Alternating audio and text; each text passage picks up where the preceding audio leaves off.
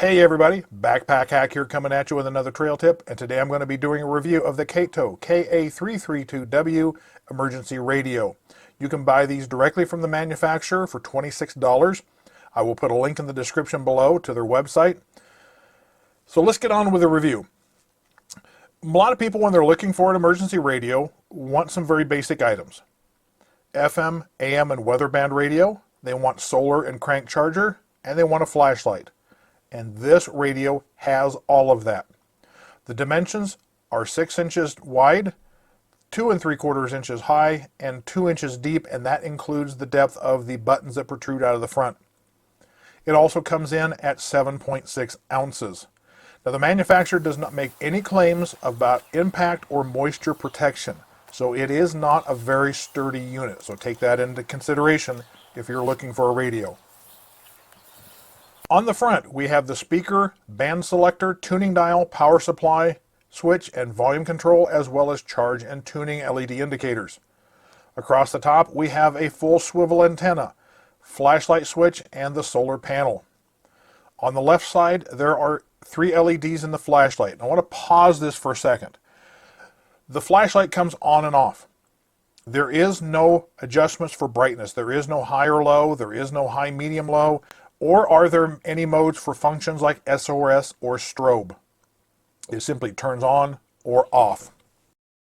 There are no manufacturer specifications on the LED flashlight itself, so here's what I have for my own test results.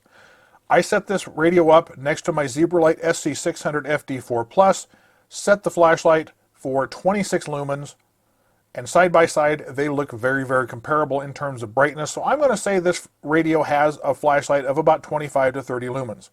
However, when I set the white balance for my camera for this photograph to 5000K, which is what the SC600 is, you can see that the light that the flashlight coming out of the radio is very, very blue. And in fact, I had to crank the white balance all the way up to 10,000K to get a white light out of the radio. So that's how blue that light is. It's definitely and very noticeably blue. 25 to 30 lumens is not a lot of lumens, but it could probably, in a pinch, get you through the night. On the right side, the micro USB charger input, a USB output, a headphone jack, and a wrist strap. On the bottom, we have the crank charge handle. On the back, we have the battery compartment for 3 AAA batteries, as well as the 7 NOAA weather channels displayed. More on the AAA batteries later. The controls on the front are basic and very intuitive. There are no digital readouts. Everything is a simple switch or dial. There's a band selector switch for the FM, AM, and NOAA weather bands, a selector switch for using the internal battery or external AAA batteries, a small dial for the volume, which also serves as an on-off switch, and a large dial for tuning all 3 bands. The flashlight is turned on and off with the slide switch on the top. While this switch is mostly recessed, it is not totally flush or recessed, but has 3 ridges that protrude slightly above the surrounding surface. This could accidentally turn the light on. The antenna measures 4.5 inches folded up and extends to 13 3/4 inches and is fully articulating.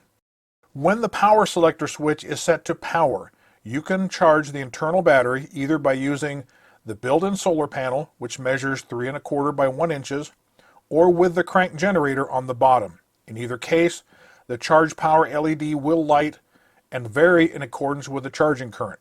The brighter it is, the more current you're putting into the battery. There's also a full-size USB out port on the side, which you can use to charge other devices. However, it will only work when 1, the power selector switch is set to battery, and number 2, only with the hand crank. You cannot use the internal battery or the solar panel to charge an external device. So this precludes you from just setting the radio and your device out in the sun to charge. You must use the crank charger, and when you do that, it won't charge the internal battery. I was talking about the AAA batteries. If you can source 3 AAA batteries, you can also insert them into the compartment on the rear of the radio and operate with those if the internal battery is dead. Doing so, however, will not charge the internal battery. While the speaker grill is quite large in relationship to the rest of the radio, the speaker, sadly, is not that large. Here you can see the actual size of the speaker behind the grill, which is not lined up with it either. Now this isn't a defect, it's merely a cosmetic feature and does not affect the function. The radio does come with a permanently attached wrist strap. You can either live with it attached, or if you want to remove it, you can cut it off, or unscrew the back of the radio and pull the loop that's inside off from the screw post. The clip on the top of the radio to park the antenna, to me, seems very easily broken. I haven't broken mine yet, but it sticks out, and given the cheap plastic materials made of, it just screams, break me off. The manufacturer says it's a 500 milliamp hour battery. I took the liberty of opening up the back of this unit to verify that, and yes, it is a 500 milliamp hour battery, or at least it's marked as such. It's a 14500, which is roughly the same size as a standard AA battery. Now 500 milliamp hour is quite low for a battery of that size. I know you can buy 14500s up to about 1500 milliamp. So if you're inclined and have the ability to do it, you could probably upgrade the battery and get a lot better results, long-term charge out of it. Overall, my thoughts are the cons. It's a flimsy plastic body, very low end, especially the clip for the antenna, which could easily get broken off. There is no auto off for any load, so if you leave the radio or the flashlight on, it will run until the battery dies. There's also no display of any sort to indicate the level of charge for the internal battery. It's very light, so using it is literally a two-handed process for most of the features of the radio. My neutral thoughts on this. The wrist strap is permanently attached. That's easily fixed. You can live with it or cut it off. It will charge an external device, but only when it's switched over to the external battery and only with a crank.